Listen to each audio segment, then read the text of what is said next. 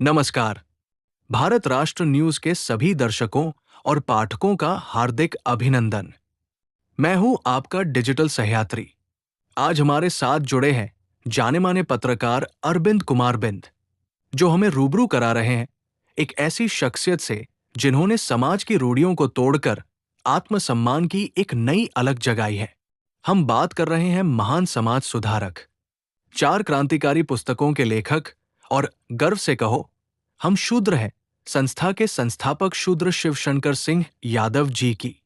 आइए अरविंद जी की जुबानी शिवशंकर सिंह यादव जी की बेहद चर्चित और मार्गदर्शक पुस्तक यादगार लम्हे के उन पन्नों को पलटते हैं जो इतिहास भी है और भविष्य का रास्ता भी। यादगार लम्हे सिर्फ एक किताब नहीं, बदलाव का दस्तावेज। शूद्र शिवशंकर सिंह यादव जी ने जब गर्व से कहो हम शूद्र हैं का नारा दिया, तो वो केवल एक नारा नहीं था, बल्कि सदियों से दबे कुचले समाज के भीतर सोए हुए स्वाभिमान को जगाने का शंखनाद था। उनकी पुस्तक यादगार लम्हे इसी वैचारिक क्रांति के सफरनामा की तरह है। भूली बिसरी यादें, जब धोबिन पर प्यार उमड़ पड़ा। एक ही बार बचपन में 1956-58 का हो सकता है।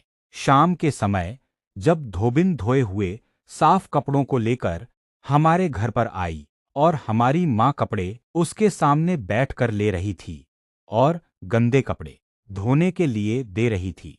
हो सकता है उसी समय मैं बाहर से खेलते कूदते घर में प्रवेश किया होगा। बचपना की वजह से मैं उस कपड़े से ही खेलने लगा। माँ ने जोर से हाथ पकड़कर मुझे अपने पीछे कर दिया। तभी मेरे नटखट व्यवहार को देखकर धोबिन हंसने लगी। पता नहीं मुझे उस समय क्या सूझी। माँ कपड़े गिनने में व्यस्त थी। तभी उसकी नजरों से बचकर मैं बैठी हुई धोबिन के पीछे जाकर उसकी पीठ पर गले से लिपटते हुए झूल गया। अब क्या? धोबिन गले से हाथ छुड़ाते हुए मुझे अपने से दूर हटाने की कोशिश करने लगी। यह देखकर माँ भी आई और एक हल्का सा थप्पड़ लगाते हुए उसे दूर रहने के लिए कड़ी फटकार भी लगाई। फिर मेरे कपड़े उतारकर मुझे नंगा स्नान कराया, मतलब मुझे शुद्ध किया गया था। उत्तर प्रदेश के पूर्वांचल में उस समय काल में धोबी अछूत जाति मानी जाती थी। पता नहीं मेरी उम्र क्या रही होगी, यह तो मनोवैज्ञानिक चिकित्सक ही बता सकता है, लेकिन इतना जरूर है कि उस घटना से मेरे दिमाग में एक सदमा जरूर लगा है। आज भी दिमाग के पटल पर वह सीन कभी भूलता नहीं है और कुछ भी याद नहीं है। कब और कैसे घर में घुसा था यह भी याद नहीं है। सिर्फ धोबिन का हंसता हुआ चेहरा, उसकी पीठ पर झूलना, उसका मुझे हटाना, माँ का डांटना, हल्के से मारते हुए आगे से नादानी न करने की हिदायत देना तथा खुले में नंगा स्नान करवाना याद है। सामाजिक व्यवहार में जब कभी छुआछूत का जिक्र आता है तो ये सीन मेरे दिमाग के पटल पर आ ही जाता है। मुझे लगता है ये भी एक फैक्टर है जो कभी कभी मेरे दिमाग को विचलित करता रहता है। इसी से संबंधित एक घटना का जिक्र करना उचित समझता हूं। 1975 की बात है। मैं मुंबई में नौकरी कर रहा था। हमारे तीसरे सबसे छोटे भाई की शादी थी। बारात निकलने के दिन दोपहर को भोज भात की व्यवस्था थी। सभी बारातियों, सगे संबंधियों को परिवार के द्वारा भोजन करा दिया गया था।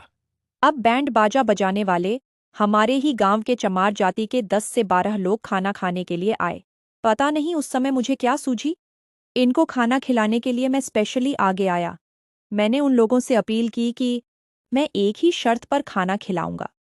आप लोग इज्जत से दूसरे मेहमानों की तरह खाना खाओगे तभी मैं खिलाऊंगा, अन्यथा खाना लेकर जाओ और घर पर खा लेना।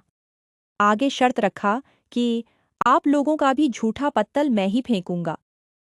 अरे बाबू साहब, ऐसा कैसे होगा? फिर भी आग्रह करके खाना खिलाया। लाख मना करने पर भी 6 बुजुर्ग लोग नहीं माने। धर्म की रक्षा के लिए पत्तल उठाकर ले ही गए। बाकी बचे पत्तलों को मैंने उठाया और थोड़ी दूरी पर ले जाकर फेंक दिया। अब गांव के ही मुशहर डोली ढोने वाले 10 से 12 परिवार बच्चों के साथ भोज खाने आए। उनके सामने भी यही प्रस्ताव रखा। सिर्फ 4-5 बच्चों ने पत्तल छोड़ा। मना करने पर भी बाकी सभी लोग पत्तलों को उठाकर ले गए। ये मेरा व्यवहार घर परिवार और गांव वालों को नागवार गुजर रहा था।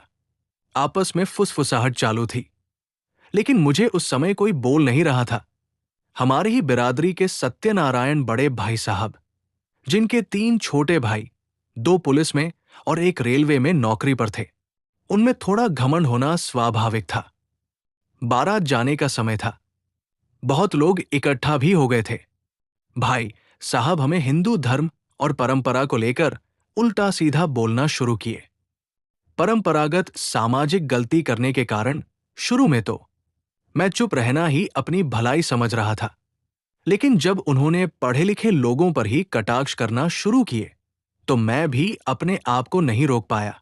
अब सीधा सवाल किया, इस सत्यनारायण भैया, आपके शरीर पर जब आपका बच्चा मूत्र और टट्टी कर देता है तो कौन साफ करता है? खुद की आपकी शौच की गंदगी को कौन धोता है? शर्म नहीं आती है? क्या ये झूठा पत्तल उससे भी गंदा है जो आप हमें मूर्ख कहते हो?